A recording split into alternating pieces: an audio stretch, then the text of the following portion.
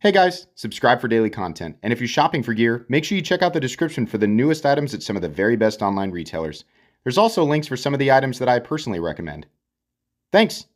What's going on YouTube? Metal Complex here and welcome to this week's episode of The Knife Guy. So what are we talking about today? One of the most interesting things that I find about the knife world is how different everyone's opinion is when it comes to what an expensive knife looks like. I think it's pretty easy to observe that the knife world, in the lower price ranges of the knife world, people are far more agreeable.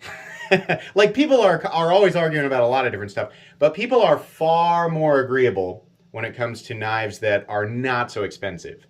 When we start talking about knives that are expensive, that's when people get, there's like heavy disagreement. It's also definitely the part of the knife world where there's the most ferocity. Yeah. So let's take a look at the table real quick, right? There's a lot of things that could be said that have been said a million times. Everything out on the table right now, and I'm not trying to flex. If you watch my channel for any amount of time, I show knives like this all the time, right? It's not trying to flex on anybody. Everything out here on the table, everything is individually worth $1,000 or more, except for one knife. And I would venture to guess that 99.9% of you, regardless of your experience in the knife world, can identify which knife is not expensive immediately. I'll give you a sec. Look, imagine whatever tune, gives you thinking vibes. I'll give you a sec to look, right? If you're new, take some time. All right, most of you guessed right. It's this guy. This is what I would call a gas station knife, right? And that's I think most of us can agree. This is a gas station knife. I'll lay that right here because I think it should really help put in perspective, why it's like when I first started collecting knives, I remember, and I've talked about this many times, I remember feeling comfortable at sub $50, right? My idea of what a pocket knife should cost, just based on what I knew about knives, was it was under $50. That's where I was like, this is what a knife should cost. It shouldn't cost more than that. I don't understand, right? I didn't want to say that out loud. I didn't want to admit that to myself. I do not understand why it would cost more. And the more you learn, especially the more that you get your hands on, right? Then you kind of tiptoe into, and it's a combination of learning and justifying to yourself, because that's what you're doing, right? You are justifying the next price tier to yourself. Everybody makes their own venture. Everybody makes their own journey, right? We all have our own budgets. We all feel comfortable with different things. So our definition of expensive is always different. I think most people can agree, the vast majority of people watching right now can agree that any knife that costs $1,000 or more is definitely deserving of the title expensive, right? But if we're talking about $500 knives, there are far more people that would say that it's not that expensive, right? Versus the $1,000 territory. Still though, the vast majority of people out there are gonna say $500 is expensive. But as we go backwards, right? Let's go down to $300. Is $300 expensive? A lot more people are gonna go, well, no, not $500. Okay, then let's back off. Let's go down to $100. Way more people watching my channel especially are gonna say, nah, $100 is not that expensive. But there's still, the vast majority of people on earth are still going to say, yeah, $100 is expensive for a pocket knife, right? It's not until we get down to about 20 bucks or so. That's where you have, I would say, that's where the majority of people would say, now $20 that's about where a knife should be. And I'm not talking about knife people, like people who are interwoven into the knife world. I'm talking about just people from all corners of the world, right? 20 bucks roughly. It might be even less than that. That's probably about the point where people go, yeah, that's about normal, right? That's not cheap. It's just normal for a knife, right? So anyways, back to people who are actually involved with the knife world, whether you've been here for a few months or you've been here for 10 years or 30 years, right? Even those of us who have been around for 30 years, I'm not one of them. I'm 14 years now, like being actively involved in the enthusiast knife world. We still all have anywhere from a slightly varying definition to a massively varying definition of what an expensive knife looks like. What does pricey look like, right? And you know, the thing is that the more time that you have spent in the knife world, the more you take yourself seriously, right? Your opinion is the most important one. Your idea of value, your observational skills, right? Your the senses you have honed from a combination of watching videos or reading information or handling knives, all of those have created the ultimate tool for determining what is actually worth, you know, this definition of expensive, right? And what is not. And you take yourself generally more seriously than everyone else. So as we, as the conversation of, you know, expensive knives, right? As we take that to, you know, higher and higher and higher tiers of price, we get really into it, right? We get a lot of, that's where you see the vast majority of frustrated comments or, you know, like sort of kind of like negative or nasty things that are said are definitely under, you know, at least like from looking at my own videos, they're definitely under the videos that are covering more expensive knives. Something else that I would ask that people take note of here is I like to collect a lot of varying aesthetics, right? When it comes to knives. I'm not exclusively collecting expensive knives, right? I will pay more money for something that intrigues me for one or more elements, right? But each one of these knives has a pretty different aesthetic, right? We have knives that are very colorful, right? We have knives that have some color, and you know, some of these knives are in Damasteel, right? You can see these blades. This is Damacore. We have Damasteel on this guy. Some of them are very simple, right? They don't have a lot of craziness going on. Some of them, the craziness is more in the shape than it is the materials, right? But yeah, I think the only similarity between these blades, right, is that a lot of them are drop points. That's something that you can say, or they are drop point-esque. We have a lot of modified this or that, and I definitely don't want to start a discussion about what a drop point is, what a spear point is, what a clip. I don't want to. That's not what I want to do, right? But you can see here the you know, where you can kind of tell like the type of stuff that I like to go after, right? A lot of the blade styles come to, you know, kind of there's a consistency in the type of tip that they come to, say for the Rockstead, which no longer has a tip because I broke it. But outside of that, the aesthetics here are wildly different. And I would venture to guess that every single person watching right now, why is this guy in a case? This is the only one out here that I don't own, and it is far and away the most expensive knife on the table.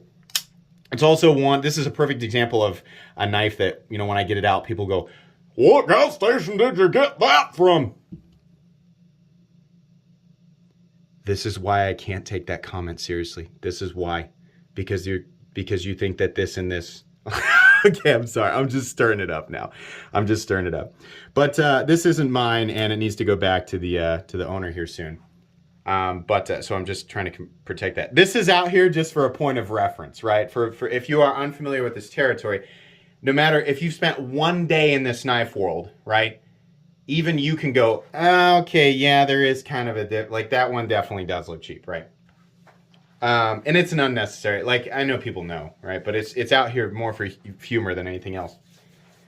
But yeah, the aesthetics are wildly different here, and I think it's safe to say that most people who are watching will look through this stuff, right? There's some people will say, well, none of that would be worth it to me because I'm not going to get, you know, X element or Y element or whatever because I value utility and I would never use these things, so blah, blah. So we all have right, exactly. There's you know, one example of somebody's experience and their opinions on what value looks like and what value is, right? Sometimes it's not about aesthetics at all. Sometimes it's purely about function, right? So regardless, I think most people know that a lot of times what makes a knife expensive, and if you didn't know, this is a lot of times what makes it expensive, is the amount of work that goes into it. Whether or not you can actually get whatever level of utility that you in particular would want to get from that thing, right? The fact is that it is expensive because of the work that goes into it. Your opinion on how it looks doesn't change how much it costs for the person who created it to create it, right? And oftentimes, the majority of the time, and that in fact with all these knives, the case is that these things are not only is there a lot of work that's going into them, a lot of handwork a lot of times, but they are premium materials. They are materials that are expensive to acquire and expensive to shape, right? So these things all come together and create this expensive object. Again, whether or not you can get the utility from it. Everybody's going to have a different opinion on which of these knives actually look expensive and which of them don't, right? There is a huge difference between, let's use like the simplest one out here. Yeah, okay, these two. Outside of the general shape, right? We have if you were to, take the aesthetics away, let's say we just are looking at the silhouettes of these knives and not anything else. Yeah, they're both knife shaped, simple, classic knife lines, right? But then you start to fill in these aesthetic elements and you go, wow, those are wildly different. Now, admittedly, this knife is a lot more expensive than this knife, right? But to a lot of people, this, right, is going to look way more appealing than this. And to many people, this is going to look more appealing than this. I would venture to guess that more people will find this knife appealing than this knife, right? I think, the more straightforward and minimalist aesthetic draws more people in. I think it's obvious that the more expensive, whatever tier it is in your head. A lot of people say there's $1,000 tier, then it's $1,500, then it's $2,000. Like they go by 500s. Some people disagree, right? Each step of the ladder is exponential, so it goes 1,000 and then 2,000 and then 5,000, right? But the total population of people who are interested in knives of those individual territories decreases as you climb the ladder. And generally, you get a decent amount of disagreement within those communities of people who are actually buying those knives, right? I've talked with many people who will, my comfort zone, right? It's pretty rare that I'll buy a knife that is close to $2,000, but it happens, right? But I will buy knives periodically that are $1,000 or more. I've got lots of people that I have met in the YouTube knife community and the Instagram knife community and whoever, Discord, right, who also buy in the same tier as me. And we have some agreeing, we have some agreements, but we also completely and totally disagree on what we will and won't spend money on. The only thing that is relatively consistent amidst people who are spending this type of money on knives is, yeah, I believe that it's easy for people to go, yes, I can see that an enormous amount of work went into this and I can see why it would cost that. But me personally, I would not buy that. Now, if I'm talking with somebody who never buys knives that are over $200, that conversation is completely and totally different. There's not much acknowledgement on work involved or anything like that. It's very much like a default to that looks like something that I feel like I've seen at a gas station, and it's like a loose, again, does it look like that? But there's like a loose and kind of automatic default to that, and there's not a whole lot more that of the conversation, right? And it's completely and totally understandable. I think a lot of people might think that I'm coming down on people who don't. It's like we're 14 minutes in, right? I should have said this at the beginning. I think it's easy to get this from what I'm saying. Okay, so what you're saying is that anybody who hasn't been enlightened by the golden wisdom of the upper tiers of the knife world, their opinion doesn't matter. Absolutely not. Quite the opposite, right? It is, all I'm saying is it's interesting to observe how people's opinions change as they take their own journey through that, right? Through those areas. And how absolutely reasonable it is if you are comfortable around the $200 mark, right? To look at a knife in the $1,000 territory and go, no way. No way, because this has so many elements that I don't appreciate. And oftentimes it's that you just, you haven't experienced these elements in a way that can allow you to come to a conclusion about whether or not you value them, right? That's the thing. You hit that crossroad and you go, okay, here's the element that is creating this part of the expense in this knife, right? You learn about it, you understand it, and then you go, is that something that I would pay for? Some people say yes. Way more people say no, as we go up in price. It's interesting, right? There is no place. I've covered this so many times. There is no specific part of the knife world that people need to graduate into, right? But what I find interesting are the little conversations between other people, especially the ones that I'm not involved with. When I just look at the conversations that people are having, not just on my channel, but on Instagram and Discord and wherever, right?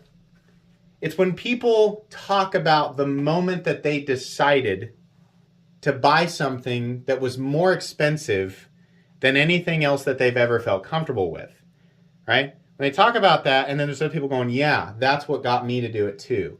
This knife, this was the gateway knife, right?